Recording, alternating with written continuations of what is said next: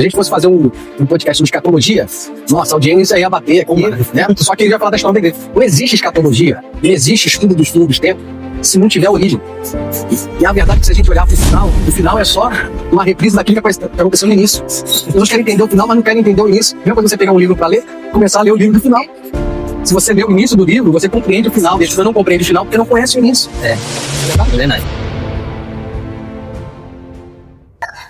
E aí, pessoal, tudo bem? Estamos aqui para o nosso estreia no nosso podcast mobile, feito aqui direto do Belém do Pará, dentro das docas. Estamos aqui na cafeteria e enquanto nós vamos degustar o nosso café aqui, vamos bater um papo sobre a história da igreja. E por isso nós trouxemos aqui nosso convidado, Anderson, colaborador lá do Museu das Assembleias de Deus aqui no Brasil. E Anderson, tudo bem com você? Como é que você vai? Bem, Felipe, para mim uma honra estar aqui, né, na estreia, né, desse podcast aí, né, falando um pouco da história da nossa Assembleia de Deus, né, que estamos aqui, né, em Belém, onde tudo começou. É isso aí, pessoal. Mas antes da gente entrar nessa parte da história da Assembleia de Deus, que é o movimento pentecostal do Brasil, vamos falar um pouquinho, fazer uma introdução de uns passinhos atrás para falar como chegou o evangelho aqui no Brasil. Surgiu já com o catolicismo, né? O Brasil já é um país ainda extremamente católico, né? E começou com a colonização dos portugueses, né? Quando chegaram aqui em 1500, né? Os jesuítas fizeram esse trabalho de evangelização, né? E trouxe esse aparato todo do ensino cristão para o nosso país. Certo, em 1500, então, chegam os jesuítas aqui no Brasil, trazendo, né, o primeiro ensinamento, né, cristão. Isso. E a partir daí veio uma evolução. Isso, aí a partir depois já veio surgir as outras denominações, né? Os batistas, metodistas, né? Os adventistas, tudo já vieram muito depois, né? Para fazer a parte do protestantismo, né? Na qual fazemos parte. Certamente. E aí que fica interessante, aí que a gente começa a entrar nesse assunto tão importante, né, que é o movimento pentecostal. Então, primeiro chega os padres jesuítas, né, estabelecendo aqui as doutrinas, né, católicas. Depois chegam os missionários, né, que são hoje chamados, né, das igrejas tradicionais. Isso. A igreja batista, metodista, presbiteriana, que é uma das mais antigas aqui no Brasil. E em 1910 chega então os missionários, né, Davi Berg, Daniel Berg e Bonavigo. Só repetindo pra gente dar o corte lá. Então, em 1910, então, chegam os dois missionários. E hoje você trabalha lá no museu, né? Você é um colaborador do museu, deve receber muitas pessoas lá. E eu queria que você contasse um pouquinho dessa história de uma forma mais detalhada, para que as pessoas pudessem conhecer como chega esse movimento pentecostal aqui no Brasil. Né, que foi a primeira assembleia aqui do Como um assembleano, né, pertencente a esse movimento, né, onde tudo começou, o que você vislumbra aí para o futuro? O que você acha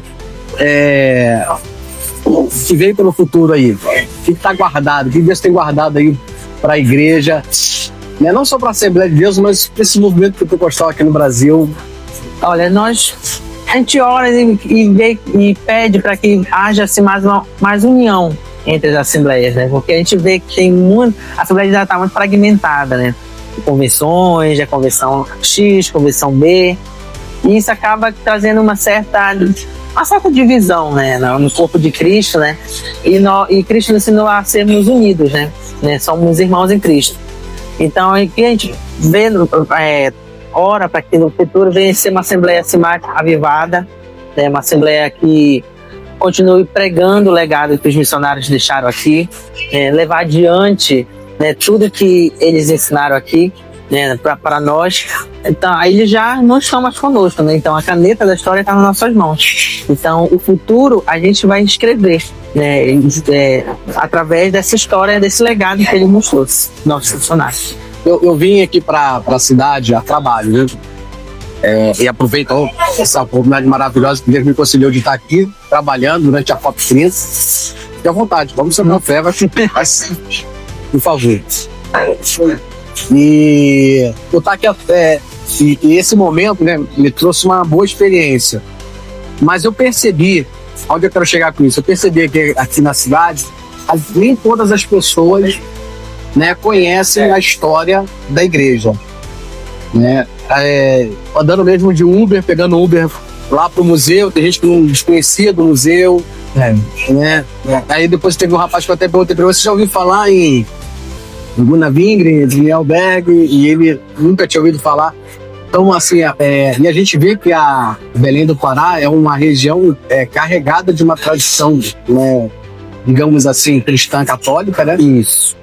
Que é muito forte, tem Círio de Nazaré, que acontece, a cidade fica hiperlotada.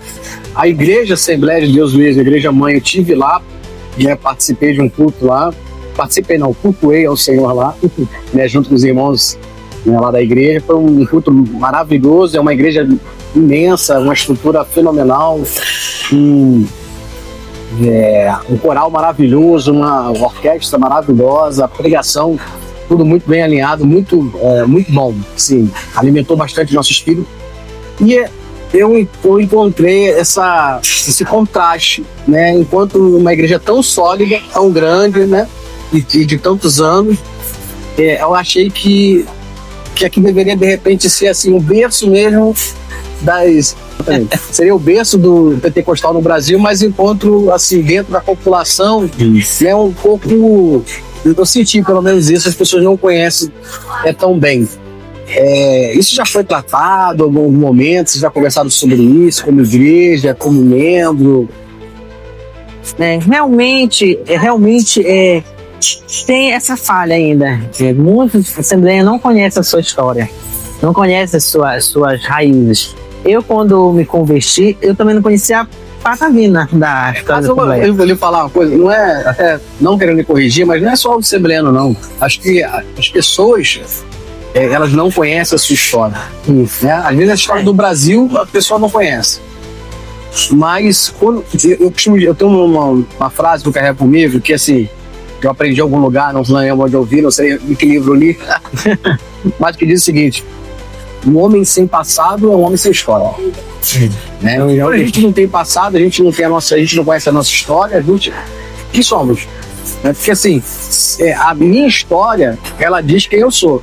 Então, por exemplo, você perguntar quem é o Felipe, aí eu sou pai de Davi e de Miguel, casado com Leila, né? Eu tenho uma história de vida, né? Uma história das igrejas que eu passei, das igrejas que eu já tive a oportunidade de estar pastoreando, de estar à frente, da onde eu vim, de tudo que, então, ou seja, a minha história, ela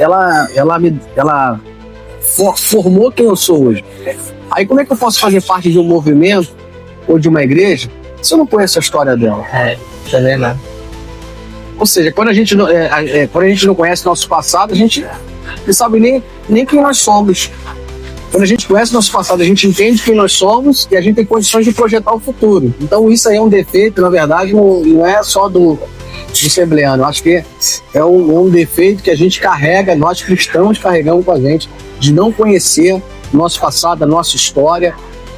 Se você for parar para fazer um podcast sobre volta de Jesus, sobre escatologia. Obrigado, a palavra é exata. Se a gente fosse fazer um podcast sobre escatologia, nossa, a audiência ia bater aqui, né? Só que ele já falar da história da igreja. Não existe escatologia, não existe estudo dos fins dos tempos se não tiver origem. E a verdade é que se a gente olhar para o final é só uma reprise daquilo que aconteceu no início. As pessoas querem entender o final, mas não querem entender o início. Mesma coisa você pegar um livro para ler, começar a ler o livro do final. Se você lê o início do livro, você compreende o final. E as pessoas não compreendem o final porque não conhecem o início. Não é verdade? É verdade. Continue aí que já vou pensando. E, pois é, muitos têm essa falha aí, nós temos essa falha. Muitos não conhecer a sua história. Quando eu me converti, eu não conhecia nada da história da Assembleia de Deus. E só uma vez que eu perguntei para minha avó, eu falei, como começou a Assembleia de Deus? Ela só falou do nome dos missionários. Né? Começou com Daniel Berg e Gunnar Wingren.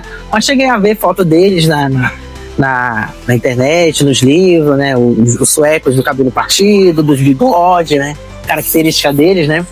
E aí, anos depois que eu vim conhecer a história lendo o livro, o simples livro da história da igreja. Aí, desde quando eu li, me apaixonei por essa história. Começou, e somos privilegiados porque começou aqui no nosso estado, começou aqui nessa capital, e a gente moramos. E poucas pessoas desconhecem a história, né? Não sabe quem foi os missionários, não sabe de onde eles vieram, por que eles vieram para cá. Exato. Ainda tem essa lacuna ainda. Você é paraense mesmo? Sim, eu sou paraense. Legal. Natural dessa terra. Toma muito tacacá. Não muito, né? Mas sempre quando dá é bom. Come peixe com açaí. Peixe com açaí. Maravilha.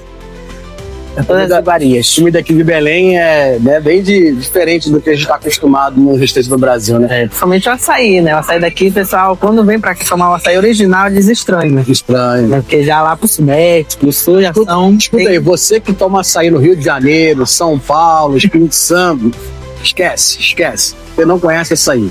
A gente tem que comer um açaí daqui, Belém do Pará. Belém, original.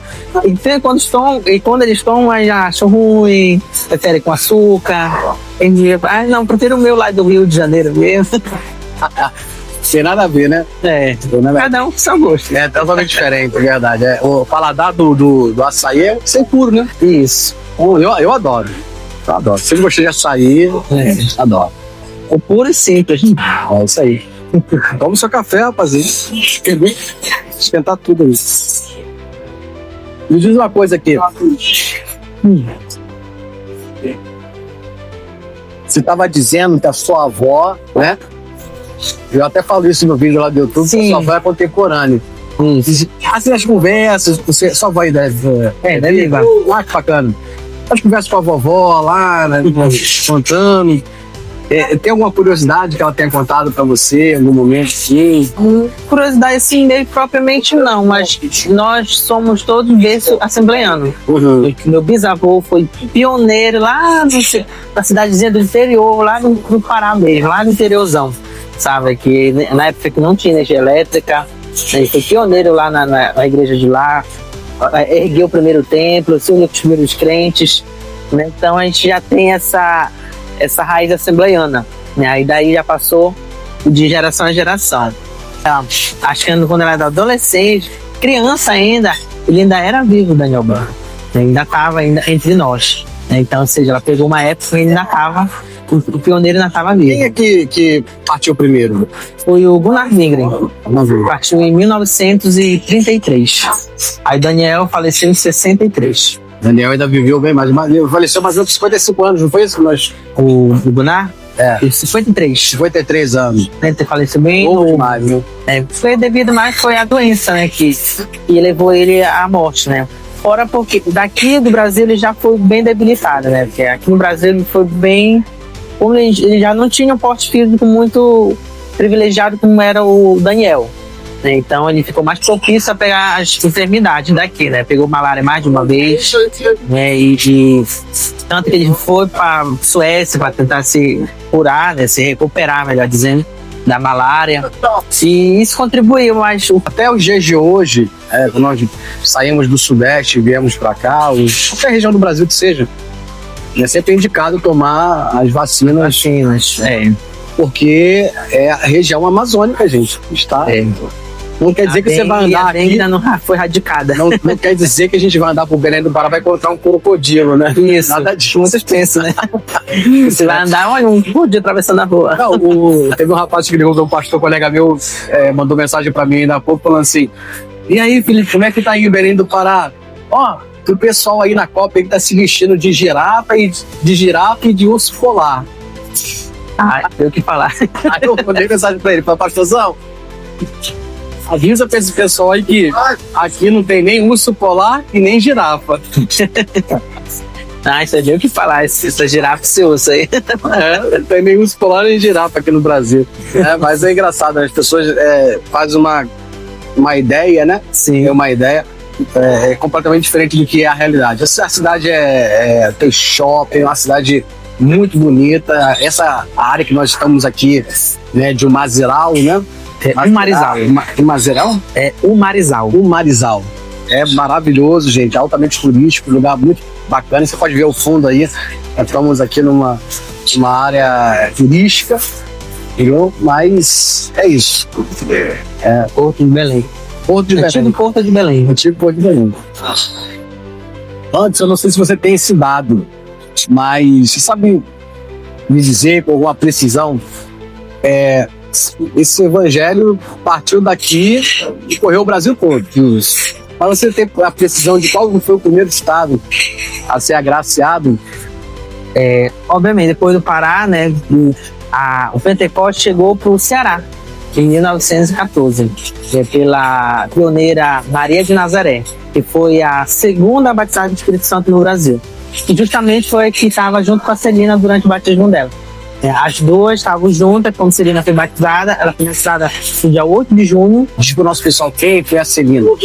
A Celina Albuquerque, ela era uma amazonense, morava aqui em Belém, né? Ela era casada com Henrique Albuquerque. Ele era prático, né? Trabalhava na Marinha, né? Naquela época.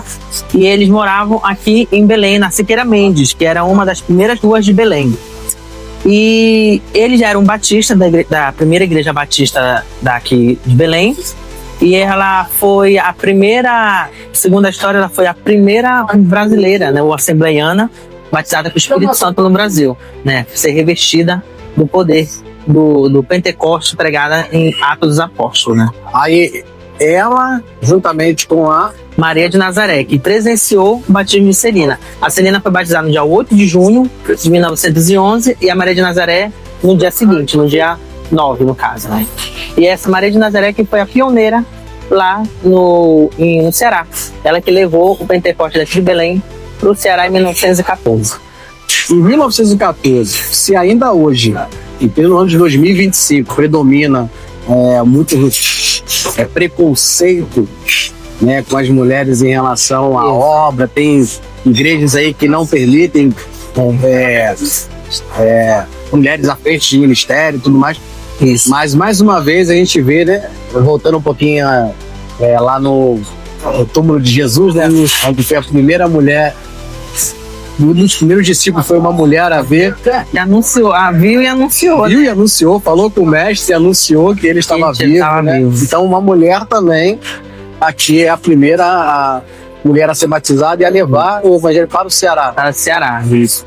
Aí o terceiro estado foi o Amazonas, em 1918. Né? Já teve um período mais longo aí, né? Então, o segundo estado foi o Ceará e o terceiro foi o Amazonas. Só para fazer uma informação, não tem nada a ver com a história, mas estava pesquisando, tem algum barco que sai daqui e vai para o Amazonas, que vai para Manaus. Isso. Né? São 7 dias de viagem. Uma semana, né? 7 dias de viagem.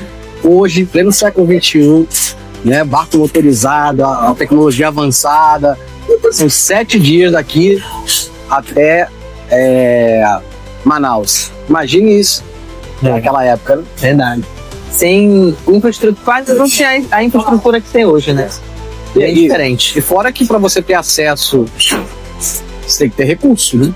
Exatamente. Já existia tecnologia de navegação naquela época. O recurso, tinha que ter recurso para poder navegar, né? Para qualquer um. Vamos assim.